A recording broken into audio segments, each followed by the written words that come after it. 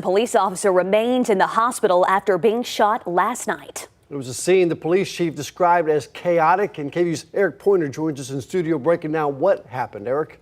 So, Rob, this all started with a welfare check at around 8 o'clock last night for a person who had been missing for several months. Now, both that officer and the suspect are recovering in the hospital. Officers went to a home in South Austin on Channel Island Drive. That's in a neighborhood south of Slaughter Lane. They knocked on the door, and when no one answered, they decided to force their way inside to do that welfare check. Once inside, they identified themselves and were confronted by an armed person.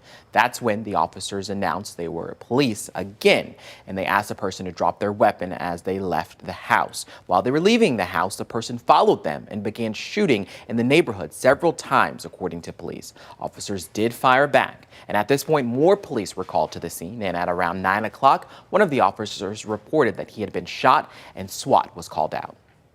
This was a very chaotic scene, and turned out to require quite a bit of resources.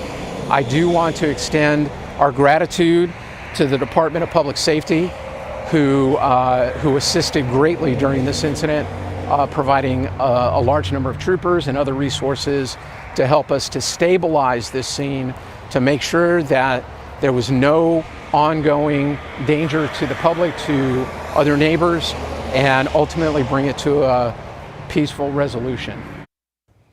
The person went back into the house, and the officers who had been shot was treated on scene and then taken to the hospital. After a short standoff, the person surrendered just before midnight. That's when police noticed the suspect was injured.